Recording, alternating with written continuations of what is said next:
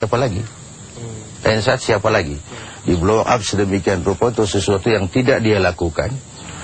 Kemudian diberikan hukum publik yang sangat menyedihkan. Pertanyaan saya begini Pak Haji. Pak Haji tidak lagi menjadi partai tokoh politik, ya. Bukan juga anggota DPR, bukan pejabat publik. Pak Haji murni kiai kampung lah. Murni dai ya. Nah. Lalu apa untungnya, kalau misalnya ada untungnya, orang-orang itu melakukan karakter assassination pada Pak Haji? Jangan kita mikir, jangan-jangan dai juga saingan. Iya, saya tidak tahu apa untungnya orang melakukan itu terhadap saya.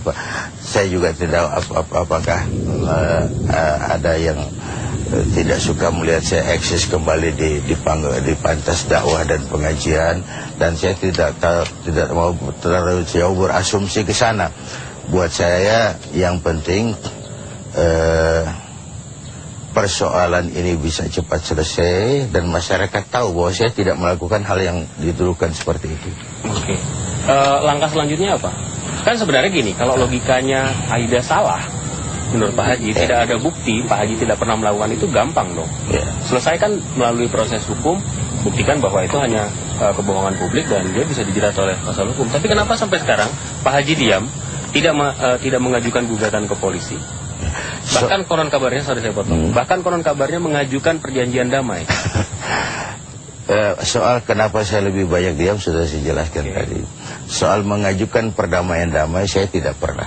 Tidak pernah? Tidak pernah. Yang terjadi adalah forum-forum yang terbentuk secara spontan itu tadi pernah mencoba menjadi mediasi, memberikan mediasi tanpa sepengetahuan saya.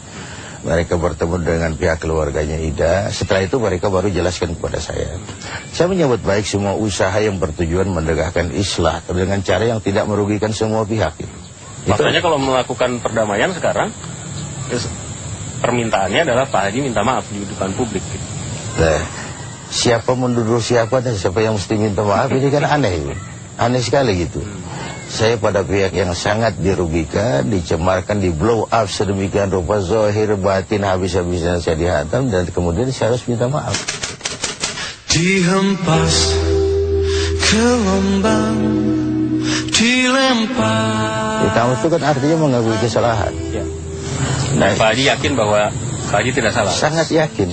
Dan karena itu saya mencari jalan proses islah yang win-win lah. Yang win-win. Saya tidak ingin terlalu jauh. Oke, buktikan. Kalau nggak terbukti, saya tuntut. Saya juga tidak akan menggunakan kesempatan seperti itu, karena buat saya hanya menikmati apa yang dulu dinikmati oleh Nabi Yusuf. Ya, saya menikmati apa yang dulu dinikmati oleh Nabi Yusuf. Saya yakin memang buat pribadi saya juga saya harus melakukan banyak introspeksi. Tetapi pada sisi bahwa saya tidak melakukan itu juga harus saya buktikan gitu. Tapi kenapa kemudian berhenti tanpa bergerak di ranah hukum? Kan Pak Haji walaupun ulama tapi kan tetap warga Indonesia yang ada hukumnya. Saya kira kalau nanti buntu semua jalan untuk mencapai yang melakukan media semua buntu, entah pada akhirnya akan ke sana. Bukankah kemudian begini, kalau misalnya sekarang diajukan gugatan hukum, Pak Haji melakukan gugatan hukum, itu kan artinya secara moral diamnya Pak Haji itu terjawab gitu. Oh, berarti dia nggak mau ngomong tapi melakukan action. Sekarang Pak Haji tidak bicara, tidak juga mengajukan gugatan hukum. Lalu orang menunggu, nih berarti masih nego nih. Gitu. Ya, kalau nego untuk win-win, begini ya.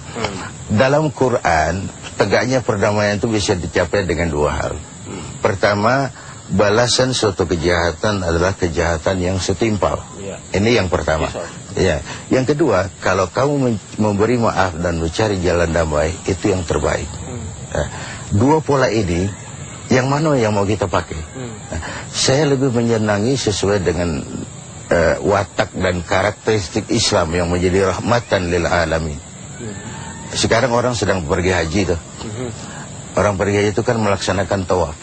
Nah, tawaf itu saja membentuk pribadi muslim. Kau biar didorong, tapi kau jangan mendorong. Kau boleh keinjak, tapi kau jangan menginjak. Sebenarnya secara manusia boleh saja toh.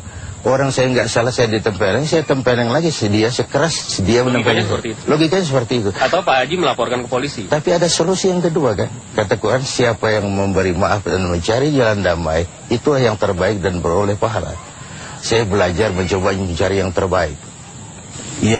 Belum mau mengajukan gugatan hukum. Kalau misalnya Pak Haji dianggap hal tersebut telah menodai Pak Haji dan itu adalah kebohongan publik buat Pak Haji. Iya.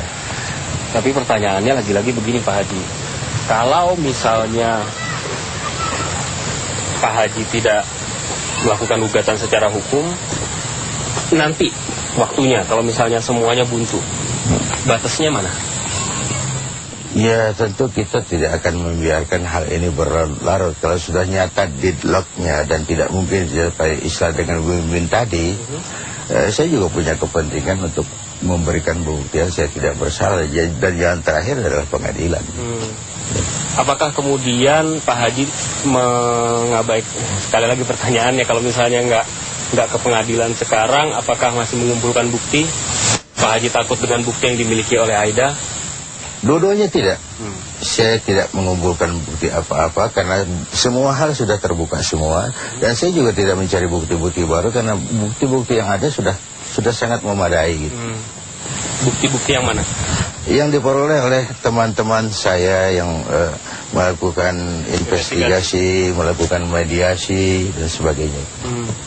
Bagaimana kemudian kalau misalnya gugatan itu disampaikan oleh Aida terlebih dahulu? Iya, kita ikut, ya kita digugat, kita kan taat hukum.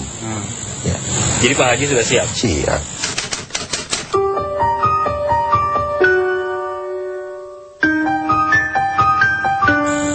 Kita sama-sama nggak tahu karena apa yang terjadi sama-sama Sudir ini, kata-kata dilawan oleh kata-kata Aida dilawan oleh kata-kata Pak Haji misalnya begitu, dan bukti. Tidak, saya baru kali ini. Oke. Sejak 2 minggu, 3 minggu ini bergulir, baru kali ini saya terbuka mau bicara dengan media karena saya yakin bahwa bicara saya tidak akan dipelintir. Mudah-mudahan nanti ke depan akan lebih tegas lagi barangkali. Tapi maksud saya begini, fakta atau bukti satu-satunya yang adalah foto itu. Adalah foto itu. Nah itu kalau misalnya bisa cerita foto itu di mana kalau misalnya Pak Haji masih ingat? Saya pun lupa. Saya lupa di mana foto itu. Apakah dalam suatu acara di rumahnya, saya tidak tahu. Tapi kalau bicara, saya katakan tadi, kalau bicara foto saya banyak dan dengan siapa saja. Itu. Pak Haji belum memberikan opsi hukum sekarang, tapi apakah proses hukum sudah dirancang? Saya bertanya terus-menerus soal hukum karena yang paling logis buat masyarakat awam dalam kondisi seperti ini adalah mengajukan gugatan. Ya. Kalau misalnya keberatan, Pak Haji katakan tadi menderita atau dizolimi lahir batin gitu. Ya. Artinya kan ya cara yang paling mungkin ketimbang berbalas pantun dengan kata-kata adalah maju secara dalam proses hukum gitu. Logikanya memang harus seperti itu, tapi kalau saya katakan tadi, kita kan selalu mau mencari nilai tambah. Berbuat baik dengan orang yang baik itu hal biasa.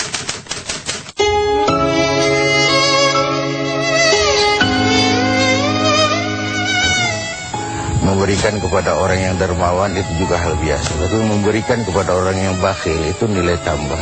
Bersilaturahmi dengan orang yang marah kepada kita itu juga nilai tambah. Membalas sebuah kejahatan dengan kejahatan yang setimpal itu hal biasa. Tapi bisa membalasnya dengan kebaikan, dengan islah yang win-win, itu yang menurut saya nilai tambah yang saya sedang belajar mencoba melakukannya gitu. Saya pun masih sedang belajar melakukannya. Ini bukan Pak Haji katakan sebagai excuse kan? Sama sekali bukan. Prosesnya akan kita hadapi. Dan teman-teman saya yang jadi pengacara sudah banyak memberikan masukan-masukan. Hanya saya belum secara jelas menjawab. Ini loh, saya juga pengacara tidak, tapi mereka umumnya siap. Ada rencana Pak Haji akan bertemu atau pihak Pak Haji lah, kalau misalnya Pak Haji tidak langsung bertemu dengan Aida dalam minggu-minggu kemarin. Tidak terlaksana. Kenapa alasannya? Saya tidak tahu itu. Pak Haji tidak tahu. Pertama kali merebak. Aida menyampaikan penuturannya di media. Apa yang pertama kali Pak Haji rasakan? Bagaimana reaksi Pak Haji terhadap? Siapa yang menjelaskan pertama kali? Saya lupa. Tapi yang reaksi pertama adalah rasa heran. Kenapa lagu ini diputar lagi? Apa motivasinya? Kira-kira siapa?